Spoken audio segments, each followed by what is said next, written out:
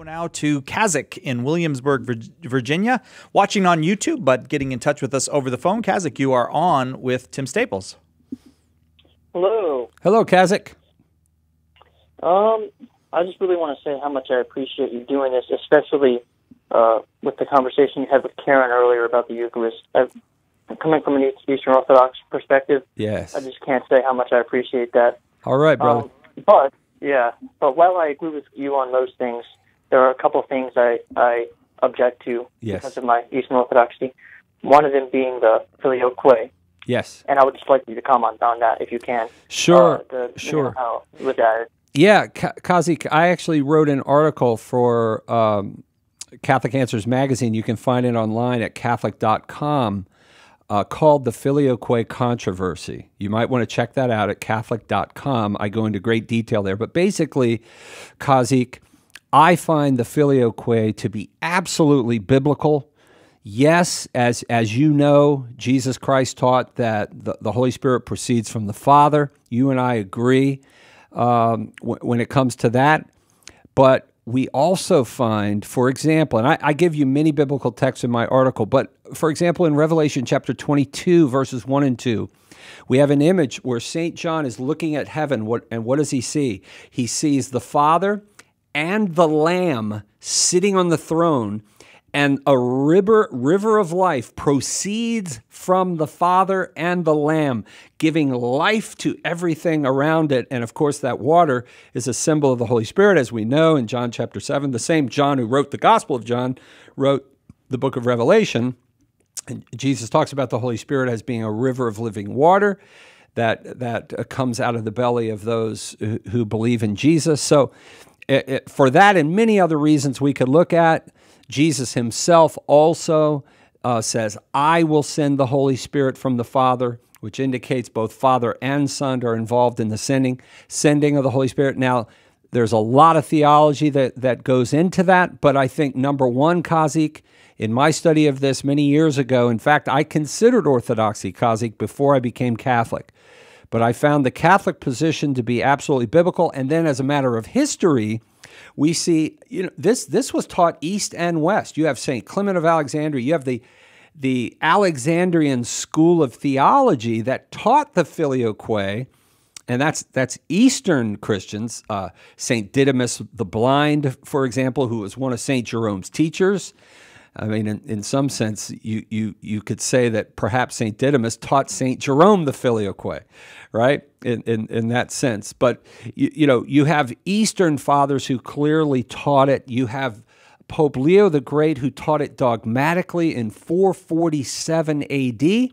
That's very significant because that's before even the Creed of 381 was received and approved by the Vatican. As you may know, or by the Bishop of Rome, I should say, Kazik, as you may know, the Council of Constantinople was not originally approved by Pope Damasus because of some of the machinations that went on at the council, with the Patriarch of Constantinople attempting to kind of leapfrog over the bishops of Antioch and Alexandria to make himself number two. And I always find that interesting, Kazik, that at Constantinople there was no question who was number one. That was not even a question. It was a question of who was going to be number two.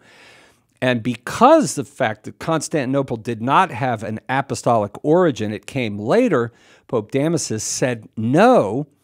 And so that kept Constantinople from being approved as a council, and the symbol or the creed of Constantinople of being approved even through the Council of Ephesus up until the Council of Chalcedon. And an interesting point, Kazik, I found when I studied this is that if you go to the documents of Chalcedon, after Chalcedon, and of course Pope Leo's tome was read and the matter of monophysitism was put to rest, and the Council Fathers erupt and say, Peter has spoken through Leo, the matter is at an end.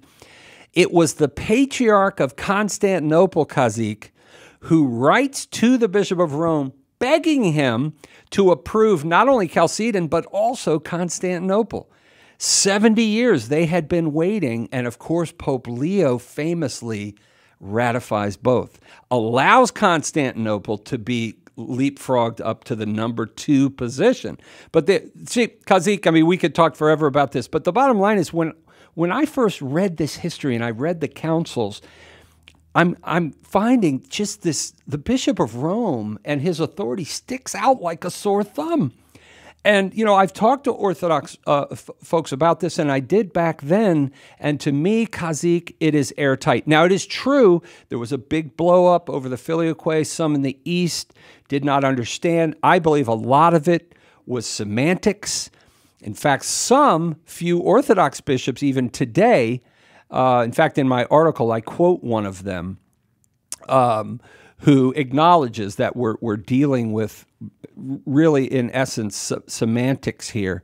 But the Filioque really does not change in one bit. It develops our understanding of the Trinity, but it does not contradict the fact that the Father is the first principle of life in the Trinity. I mean, there were some in the East, Kazik, as you know, who were saying Roman Catholics' baptisms are invalid because they're saying there's more than one God, because there's 2 principles, two first causes, and all of that is mythical. A lot of that was because of poor communication between a Latin-speaking West and a Greek-speaking East, and really that stuff has been cleared up. We're not denying that the Father is the first principle of life in the Trinity. We're simply saying, I like the way my friend Dave Armstrong explains it so simply. I always use a communication between 2 persons, but I like the way Dave Armstrong explains the Filioque like this. We're talking about, think of the Trinity as a game of catch,